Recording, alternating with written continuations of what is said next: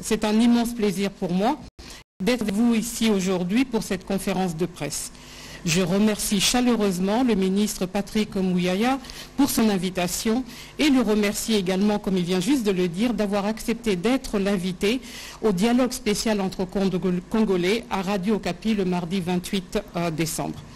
Cette conférence de presse est pour moi bien davantage qu'un exercice de communication. Elle démontre que la MONUSCO et les Nations Unies dans leur ensemble sont bien les partenaires des autorités congolaises et s'inscrivent dans une logique d'appui et de soutien à tous les efforts entrepris pour ramener la paix et la sécurité sur tout le territoire de la République démocratique du Congo. J'ai été bouleversée par l'attaque à la bombe qui a eu lieu à Béni le jour de Noël et je réitère mes condoléances les plus sincères aux familles des victimes ainsi qu'un rétablissement le plus rapide possible pour les blessés.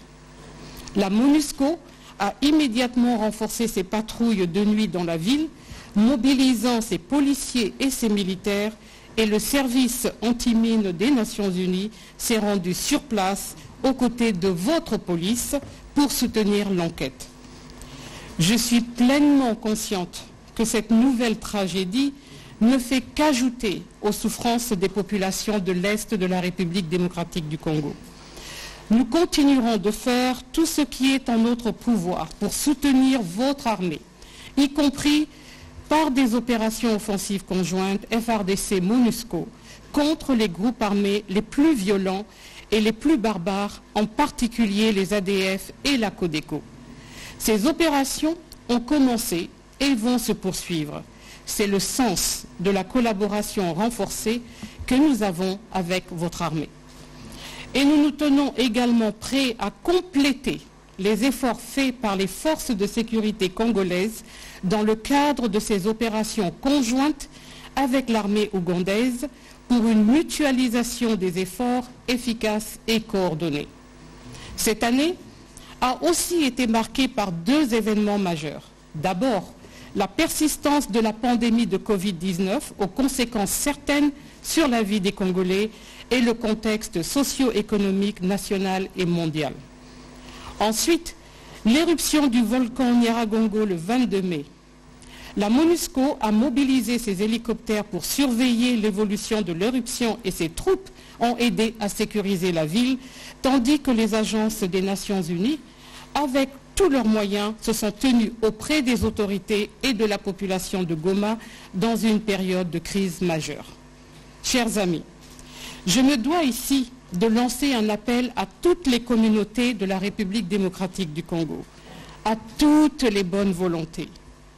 Les violences intracommunautaires sont aussi la source des malheurs de la population à l'Est. Je pense par exemple aux 70 000 personnes qui vivent sous la protection des casques bleus à Roé en Ituri, ainsi qu'aux dizaines de milliers sur les hauts plateaux du Sud Kivu. Chaque Congolaise et chaque Congolais doit choisir, sans ambiguïté, la paix et la construction d'une société où les conflits, les éventuels différends, trouvent une résolution pacifique basée sur l'état de droit. Je m'inquiète notamment de la prolifération de fausses informations et de messages de haine, en particulier sur les réseaux sociaux, une tendance contre laquelle la presse, vous tous ici, avez un rôle essentiel à jouer. La MONUSCO continue de soutenir toutes les organisations, tous les individus, autorités locales, leaders communautaires, chefs coutumiers, femmes et jeunes engagés pour la paix et la stabilité. Car ce sont les communautés elles-mêmes, les Congolaises et les Congolais eux-mêmes qui ont les clés de la paix. Alors que le mandat de la MONUSCO a été renouvelé pour une année supplémentaire, alors que les populations à l'est du pays continuent d'être victimes de la violence de groupes armés étrangers et nationaux, je le dis sans vraiment aucun goût pour la provocation. Créer les conditions nécessaires à un départ définitif des casques bleus de la République démocratique du Congo est notre objectif principal. J'entends souvent que la MONUSCO travaille à justifier sa présence sur le sol congolais. Rien n'est plus faux. Personne, et certainement pas moi, ni votre gouvernement, ne peut se satisfaire de la présence continue de militaires étrangers sur le sol congolais, même si elle continue d'être nécessaire et au-delà de la dépendance de la République démocratique du Congo à l'aide humanitaire et internationale. Je continue de respecter pleinement le droit de chacun de critiquer la mission. Mais je souhaite de tout cœur que l'on puisse changer le narratif habituel et convenu sur notre travail, qui rejaillit aussi, malheureusement, négativement sur les progrès qui ont été faits par votre pays. La reconstruction de l'État avance.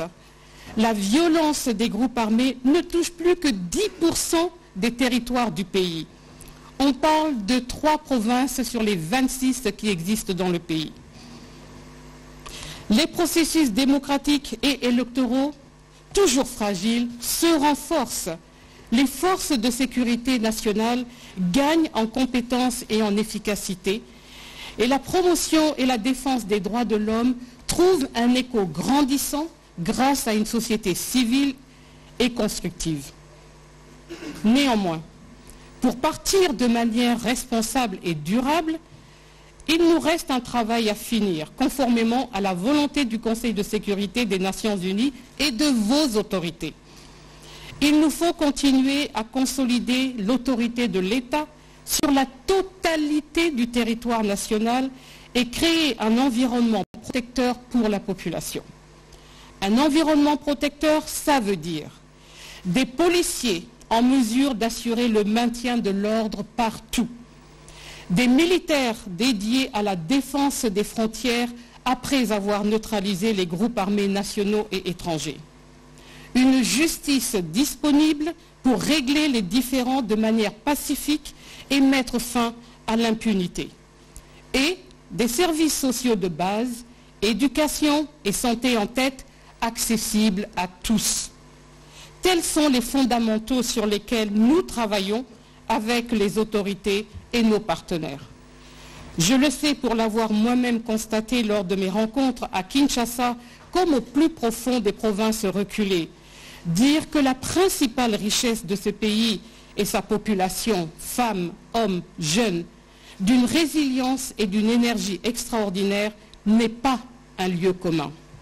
Ce Congo, qui ne demande qu'à briller et qu'à assumer pleinement donc tous les domaines pour devenir un moteur en Afrique, peut compter sur les Nations Unies pour l'accompagner aujourd'hui et demain, sur le chemin de la paix, de la prospérité et du développement. Paix, réconciliation communautaire, cohésion sociale, renforcement de la démocratie, prospérité et développement, voilà mes vœux à la population pour cette nouvelle année qui commence. Je vous remercie.